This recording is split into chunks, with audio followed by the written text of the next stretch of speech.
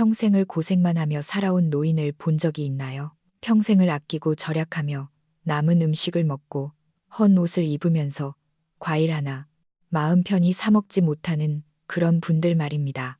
은퇴 후에도 쉬지 못하고 다시 일터로 나갑니다. 오직 자식들이 더 나은 삶을 살길 바라는 마음 하나로 말이죠. 하지만 그들이 마침내 걸음을 멈추고 자신을 위해 아주 작은 돈이라도 쓰려 할 때 그들을 맞이하는 것은 축복이 아니라 냉담한 질타와 무거운 압박뿐일 때가 많습니다. 왜 노인의 돈은 영원히 자신의 것이 될 수 없는 걸까요? 부모가 자신을 위해 살 수 없다는 규칙은 도대체 누가 정한 것일까요? 자식들은 입버릇처럼 부모님을 이해한다고 말하지만 그 이면에는 어떤 기대가 숨겨져 있는 걸까요? 오늘 이야기의 주인공은 61세에 은퇴한 여성 김순희 씨입니다. 그녀는 평생 저축을 인생의 신조로 여기며 살았습니다. 젊은 시절 간장에 밥을 비벼 먹으며 버티던 때부터 은퇴 후 다시 청소 일을 시작할 때까지 그녀는 자신을 위해 불필요한 돈을 단 한 푼도 쓰지 않았습니다. 그녀에게 돈을 아끼는 것은 곧 삶의 안전망이었기 때문입니다. 그녀는 아들의 아파트를 장만해주고 빚을 갚아주고 손주를 돌보는 모든 짐을 묵묵히 짊어졌습니다. 하지만 마침내 자신을 위해 단 한 번 돈을 쓰고 숨을 돌리려 했을 때 그녀는 깨달았습니다. 모든 사람이 자신의 행복을 바라는 것은 아니라는 사실을 말이죠. 그 순간 그녀는 정신이 번쩍 들었습니다. 이 나이에 더 이상 돈을 모으는 게 무슨 의미가 있을까? 오늘은 61세 순희 씨의 삶 속으로 들어가 보려 합니다. 도대체 그녀에게 무슨 일이 있었기에 평생을 지탱해온 가치관을 뒤엎게 된 걸까요? 아무도 주목하지 않았던 우리 시대 노년의 현실을 지금부터 함께 들어보시죠. 내 이름은 김순희, 올해 61세입니다. 남편 박철수는 66세고요. 우리 부부는 둘 다 은퇴했습니다. 둘이 합쳐 한 달에 약 450만 원 정도의 연금이 나옵니다. 적지 않은 금액처럼 들리겠지만 관리비와 수도광열비, 의료보험료, 그리고 생활비를 빼고 나면 실제로 저축할 수 있는 돈은 그리 많지 않습니다. 우리가 돈을 아끼는 습관은 은퇴 후에 생긴 게 아닙니다. 어린 시절부터 뼈에 사무치도록 새겨진 본능이었죠. 나는 전라남도 해남 출신입니다. 어릴 적 집에서 사탕수수며 고구마 농사를 크게 지었는데 형제자매가 6명이나 됐어요. 부모님이 입에 달고 사셨던 말은 계집애는 좀 적게 먹어도 된다. 밥은 아들들부터 먹여라였습니다. 어릴 때 하도 못 먹어서 피골이 상접했고 늘 어지러웠죠. 공부도 잘할 리가 없었습니다. 배가 고픈데 책이 눈에 들어오겠어요. 중학교를 졸업하자마자 구로공단 가리봉동의 봉제공장에 들어갔습니다. 미싱 앞에 앉아 하루 12시간, 때로는 밤샘 작업을 하며 꼬박 서 있었죠. 바늘에 손가락이 찔리는 건 예사일이었고 굳은 살이 박여 감각도 무뎌졌습니다. 남편 철수 씨의 집안 형편도 처절하긴 마찬가지였습니다. 장남이었던 그는 아버지를 일찍 여의고 몸이 약한 어머니와 두 여동생을 책임져야 했습니다. 10대 나이에 청계천 공구상가에 들어가 견습생으로 일했습니다. 밥 한 끼 배불리 먹는 게 사치였고 가장 두려운 건 겨울이었습니다. 얇은 이불 한 장 덮고 나무 판자 위에서 자면서 내일은 또 어떻게 일을 시작해야 하나 추위에 떨며 고민했답니다.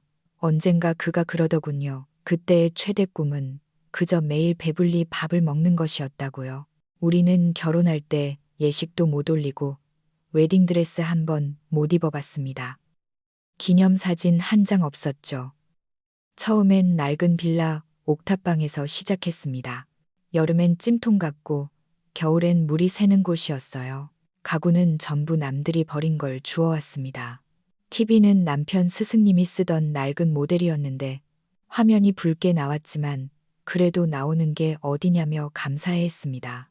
결혼하고 20년 동안 우리는 밖에서 제대로 된 식당 한 번 가본 적이 없습니다. 기껏해야 가끔 시장에서 족발이나 순대를 사와서 집에서 먹는 게 최고의 포상이었습니다. 옷은 또 어떤가요? 친척이나 이웃이 정리해서 준 옷들을 받아 입었습니다. 시누이가 준 외투 한 벌을 10년 동안 입었고 남편은 회사에서 나눠준 작업복을 빨아 입으며 버텼습니다. 언젠가 아들이 엄마 아빠는 왜 이렇게 촌스럽게 입어? 라며 핀잔을 준 적이 있습니다. 나는 그저 허허 웃으며 옷은 입으라고 있는 거지 뽐내라고 있는 게 아니야 라고 말했습니다. 우리라고 왜 편하게 살고 싶지 않았겠습니까? 하지만 배경도 미천도 없는 우리에겐 그저 운명이라 여기며 사는 것뿐이었죠. 젊을 땐 하루 연차 내는 것도 손을 벌벌 떨었습니다. 하루 쉬면 하루치 일당이 깎이니까요. 그렇게 하루하루를 견뎠습니다. 조금이라도 더 모아서 나중에 우리 자식만큼은 고생시키지 말자고. 그 생각만 하면 다 가치 있는 일이라 믿었습니다. 돈을 아끼고 몸을 아끼고 욕망을 누르는 것. 그게 오래 반복되니 습관이 되더군요. 우리는 그게 잘 사는 법인 줄 알았습니다. 훗날 벌어질 일들을 겪기 전까지는요. 아끼는 게 다 복이 되는 게 아니라 때로는 병이 되고 한이 된다는 걸 그때는 몰랐습니다. 우리 세대에게 고생은 본능입니다. 자식만큼은 우리처럼 힘들지 않길 바라는 마음. 특히 자식이 사회에 나가 가정을 꾸릴 때만큼은 무엇이든 다 해주고 싶었습니다. 아들이 결혼하던 해 원래는 간단하게 식만 올리려 했습니다. 그런데 며느리 쪽 집안에서 집도 있어야 하고 제대로 된 호텔 예식까진 아니어도 번듯하게 하길 원하더군요. 존중의 의미라면서요. 남편은 미간을 찌푸렸고 나는 아무 말도 못했습니다.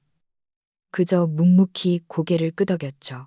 30년 동안 모은 돈, 정말 힘들게 모은 그 목돈에 예전에 살던 작은 빌라를 판 계약금, 그리고 친척들에게 빌린 1억 원까지 더해서 겨우 4억 원을 맞췄습니다.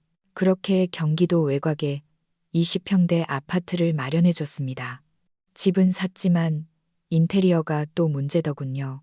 며느리는 취향이 확고했습니다. 너무 싼 건 싫다며 안심하고 살 수 있는 좋은 자재를 써야 한다더군요.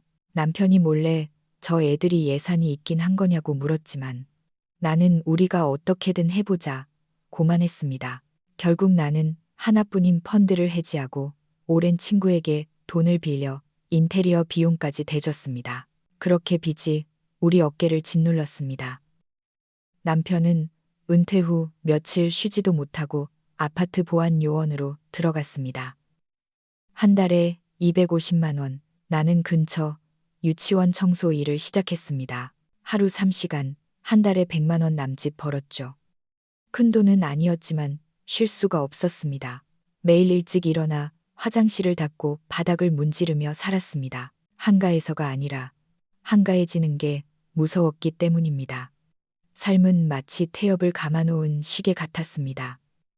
매일 아주 간단하게 먹었습니다. 전날 먹다 남은 나물에 밥을 비비고 국 한 솥 끓이면 사흘을 먹는 게 일상이었습니다. 과일은 비싸서 못 사고 고기도 마감 세일하는 찌개용 고기만 골랐습니다. 아파도 병원 갈 생각은 엄두도 못 냈습니다. 진통제 한 알 먹고 버텼죠. 병원비로 나가는 그 돈이면 빚 갚는 날이 몇 달은 늦어질 테니까요. 돈 버는 것뿐만 아니라 손주 돌보는 일까지 내 몫이었습니다. 며느리 출산 휴가가 끝나자마자 아이는 나에게 맡겨졌습니다. 아침 7시부터 저녁 7시까지 우유 먹이고 기저귀 갈고 이유식 만들고 유모차 태워 공원 산책까지 시켰습니다. 남편이 퇴근하고 돌아오면 우리 두 사람은 서로 말 한마디 섞을 기운조차 없었습니다. 매일 밤 가장 두려운 건 아이가 자다가 열이 나는 것이었습니다. 그건 단순히 긴장이 아니라 내 몸에 대처할 체력이 남아있지 않다는 두려움이었습니다. 하지만 우리는 어금니를 깨물며 버텼습니다. 아이가 좀 더 크면, 빚이 좀 더 줄어들면 그때는 괜찮아지겠지 하면서요. 그 몇 년 동안 우리는 자신을 위해 새 옷 한 벌 사지 않았습니다. 겨울용 전기장판조차 백화점 50% 세일 기간이 되어서야 겨우 하나 바꿀 정도였습니다. 백화점에 가도 구경만 하고 물 한 모금 안 마시는 사람들, 정수기 필터 교체 주기마저 석 달을 꽉 채워 버티다 바꾸는 그런 사람들이 바로 우리였습니다. 겉으로는 우리 잘 지낸다고 말했지만 속으로는 알고 있었습니다. 이건 삶이 아니라 그저 버티는 것이라는 걸요. 빚을 버티고 체력을 버티고 끝이 보이지 않는 미래를 버티는 것이었습니다. 하지만 그때는 억울하지 않았습니다. 정말로요. 그저 부모의 책임이라 믿었고 자식들도 언젠가는 알아줄 거라 믿었습니다. 하지만 세상 일은 그렇게 간단한 게 아니더군요. 작년 연말 마침내 그 지긋지긋한 빚을 다 갚았습니다. 그날 밤 남편과 나는 배추전 하나 부쳐놓고 밥을 먹다가 동시에 깊은 한숨을 내쉬었습니다. 화려한 불꽃놀이도 축하 파티도 없었지만 마음 한구석에 얹혀있던 커다란 바위가 비로소 치워진 것 같은 아주 고요하고 실질적인 해방감을 느꼈습니다. 내가 먼저 말을 꺼냈습니다. 여보, 우리 어디 좀 다녀올까요? 남편이 고개를 들어 나를 쳐다봤습니다. 확신 없는 미소를 지으며 여행 말이야? 라고 묻더군요. 나는 고개를 끄덕였습니다. 평생 남들 생각만 하며 살았는데 우리도 숨 좀 돌려야 하지 않겠어요?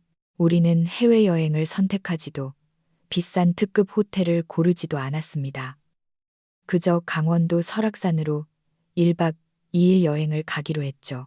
인터넷으로 숙박과 셔틀버스, 조식 뷔페가 포함된 패키지 상품을 찾았습니다.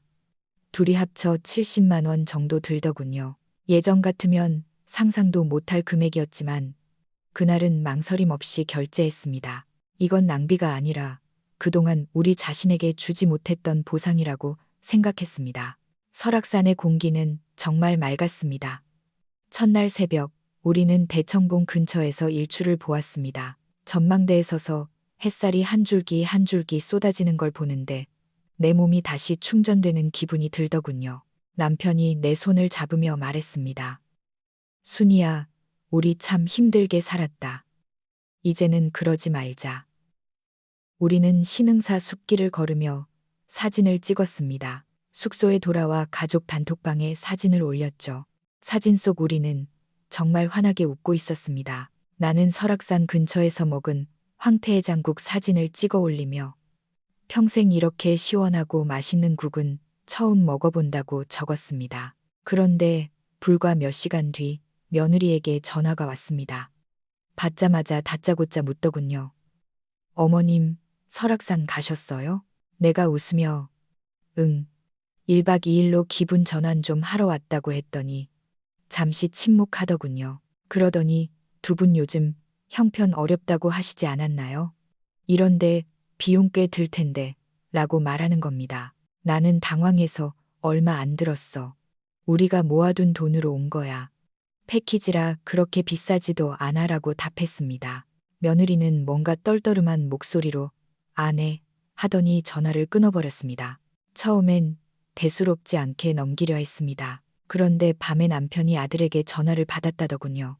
아버지, 요즘 뭐 로또라도 되셨어요?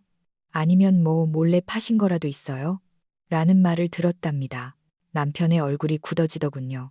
아니라고, 그냥 바람 좀 쐬러 온 거라고 답했지만 아들의 목소리는 이미 차가워져 있었습니다. 그 여행은 정말 즐거웠어야 했는데 집에 돌아오는 길 내내 마음이 불안했습니다. 우리는 누구에게 빚진 것도 없고 우리가 번 돈으로 우리가 여행을 간 것뿐인데 왜 자식들의 반응을 보며 내가 죄를 지은 것 같은 기분이 들어야 하는지 혼란스러웠습니다. 며칠 뒤 며느리가 다시 전화를 걸어왔습니다. 아들과 상의해 봤다며 매달 아파트 대출금 일부를 지원해 줄 수 없겠냐는 겁니다. 어머님, 아버님, 이제 연금도 안정적으로 나오시고 일도 계속하시잖아요. 평소에 큰 지출도 없으시니 한 달에 50만 원 정도만 보태주시면 저희한테 큰 힘이 될 것 같아요. 50만 원이라는 소리에 가슴이 철렁 내려앉았습니다. 며느리는 아주 차분하게 말했지만 그 말은 내 귀를 타고 들어와 심장을 압박했습니다. 일단 생각해보겠다고 하고 전화를 끊었지만 그날 밤 한숨도 잘 수 없었습니다. 처음으로 진지하게 생각하게 되더군요. 평생을 자식 위에 바치고 이제 겨우 한숨 돌리려는데 왜 여전히 자유롭지 못한 걸까요? 왜 내 돈을 쓰는데도 눈치를 봐야 하는 걸까요? 설악산 여행은 우리 부부가 60평생 처음으로 우리 자신만을 위해 떠난 여행이었습니다. 60년 동안 창밖 풍경이 다 보이는 큰 버스를 타본 적도, 조식이 나오는 호텔에서 자본 적도 없었습니다. 버스 창밖으로 산맥을 바라보며 느꼈던 그 안도감. 누군가를 위해 서두르지 않아도 된다는 그 평온함이 얼마나 소중했는지 모릅니다. 그날 저녁 설악산 밑 작은 식당에서 먹은 산채 비빔밥과 버섯전골은 집에서 억지로 아껴 먹던 밥보다 100배 1000배는 더 맛있었습니다. 먹다 보니 눈물이 핑 돌더군요. 내가 남편에게 여보, 우리 평생 남을 위해 살았는데 이제야 우리 차례가 온 것 같아요. 라고 했더니 남편도 우리 정말 고생 많았다. 이제는 우리를 제일 앞에 두자고 약속했었습니다. 새벽 3시에 일어나 일출을 보며 황금빛 운해를 바라볼 때 옆에 있던 아이들조차 숨을 죽이던 그 장엄한 순간 남편은 내 평생 이걸 봤으니 이제 후회 없다고까지 했습니다. 친척들이며 친구들이 사진을 보며 젊어 보인다, 보기 좋다고 칭찬해 줄 때 느꼈던 그 뿌듯함. 그건 누군가에게 헌신해서 얻은 뿌듯함이 아니라 오롯이 나 자신으로 존재하며 얻은 행복이었습니다. 하지만 며느리의 메시지 한 통에 그 모든 행복이 깨져버렸습니다. 거기 숙박비 비싸다던데 며칠이나 계세요? 비아냥거리는 것 같은 그 한마디, 그리고 아들의 취조 같은 질문들. 부모가 돈이 좀 있다는 걸 알자마자, 부모에게 부담이 없다는 걸 확인하자마자 자식들은 우리를 다시 자신들의 삶 속으로 끌어들이려 했습니다. 집에 돌아와 여행 사진을 정리하며 나는 깨달았습니다.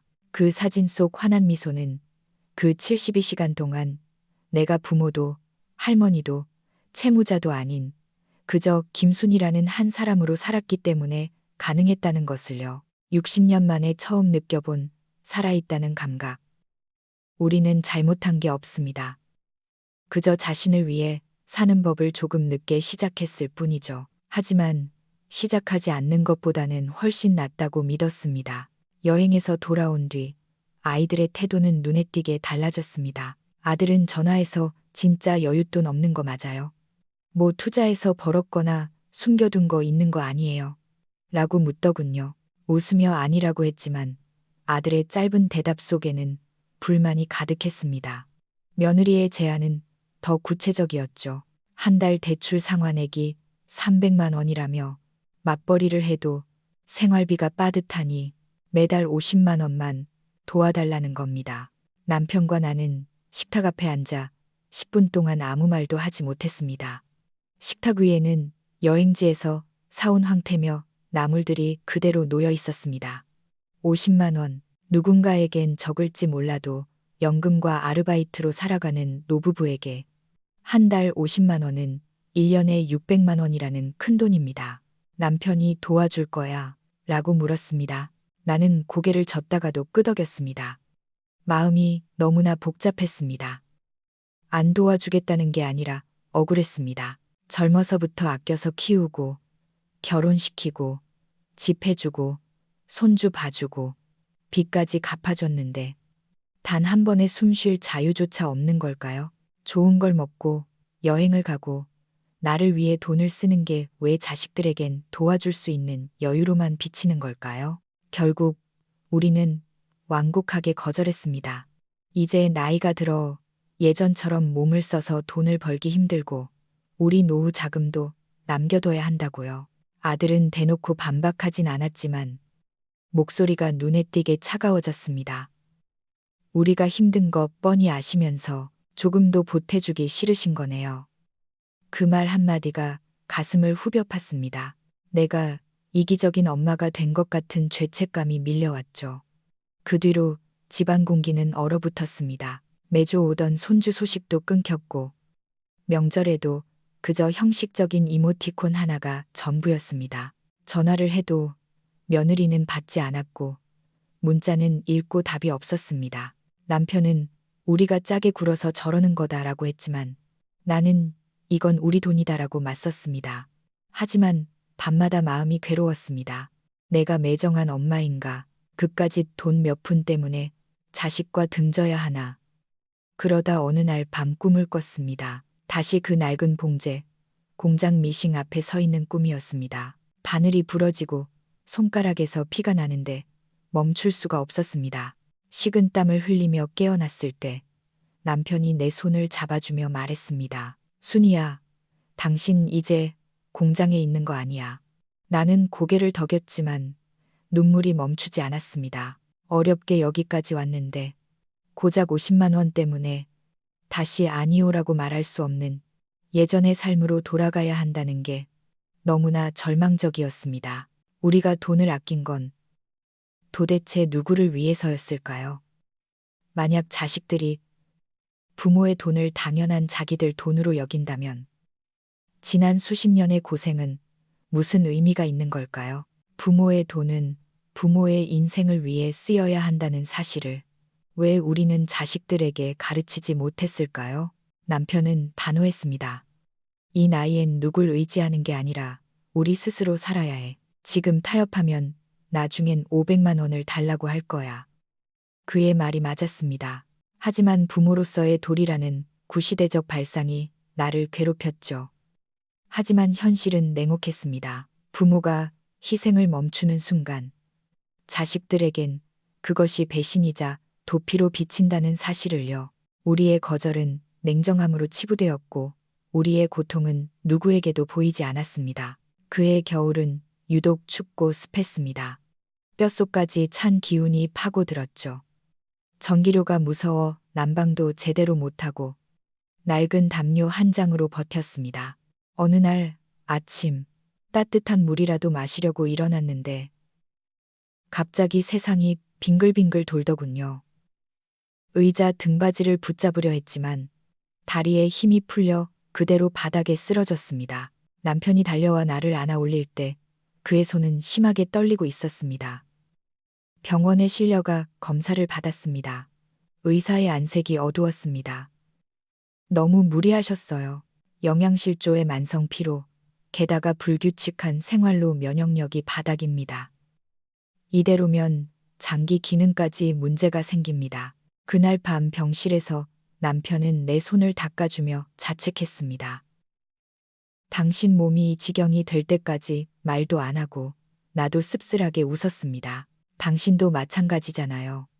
며칠 뒤 남편도 같은 층 병실에 입원했습니다.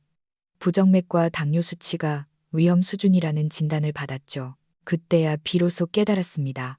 우리는 더 이상 버틸 수 있는 몸이 아니라는 걸요.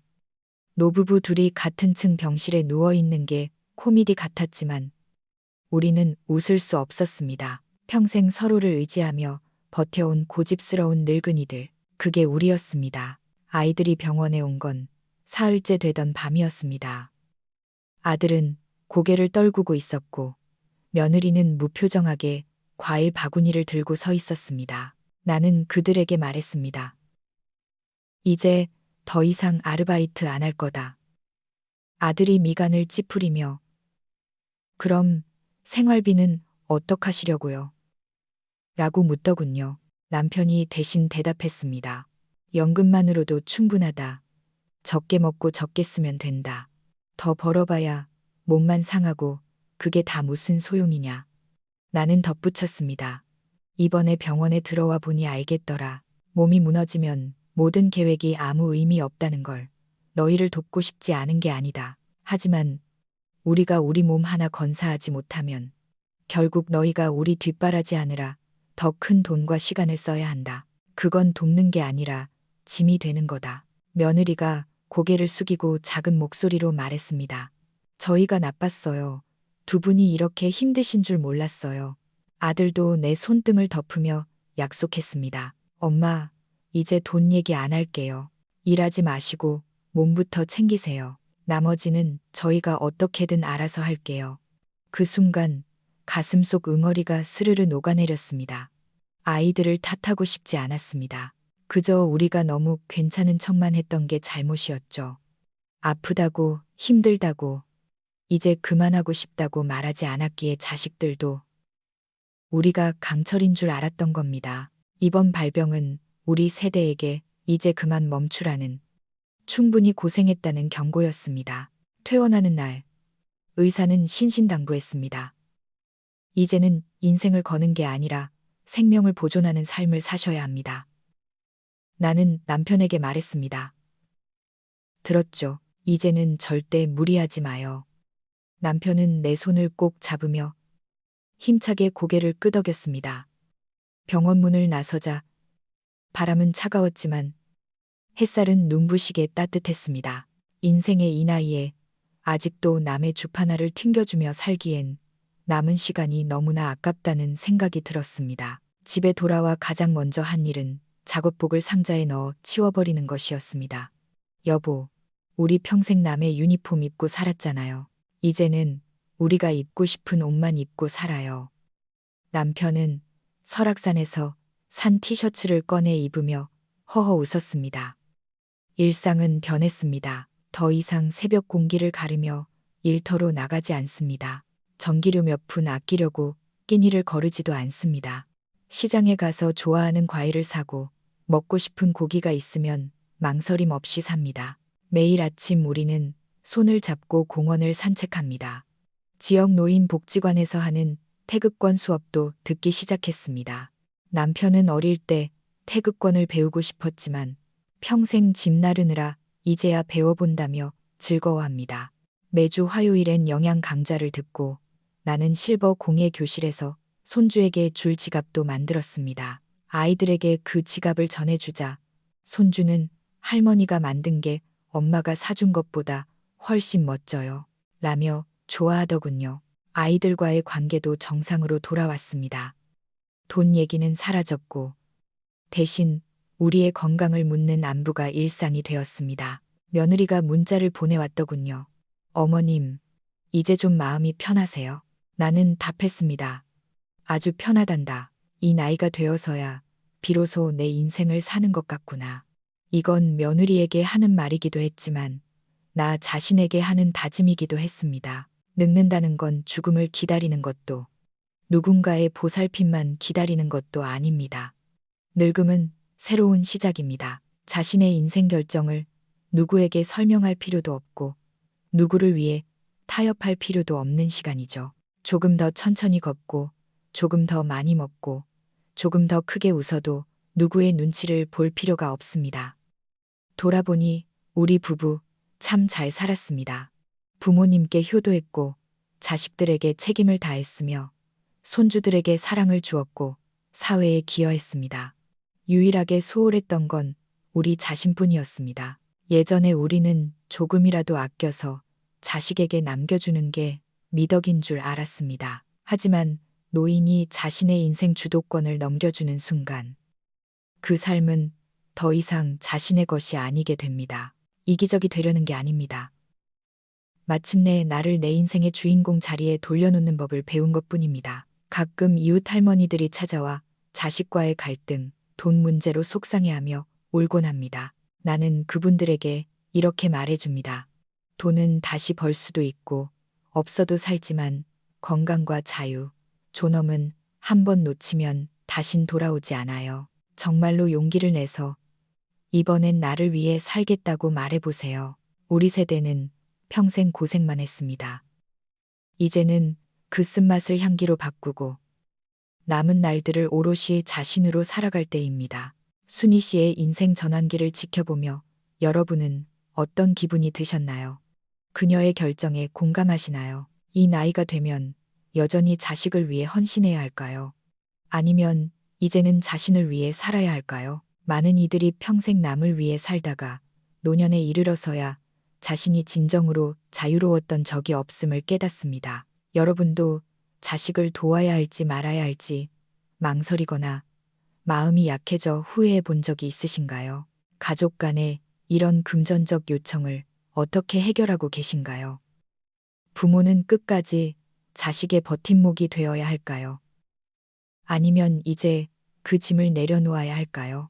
여러분의 생각과 경험을 들려주세요. 다른 세대, 다른 관점의 목소리가 누군가에게는 지금 당장 가장 필요한 조언이 될 수 있습니다. 만약 이 이야기가 여러분의 마음 깊은 곳을 건드렸다면 여러분의 이야기를 공유해 주세요. 우리는 평범한 사람들의 진실한 선택이 세상에 들려질 수 있도록 계속 기록해 나가겠습니다. 여러분의 댓글을 기다립니다. 끝까지 들어주셔서 감사합니다. 다음에 더 깊은 인생 이야기로 찾아뵙겠습니다.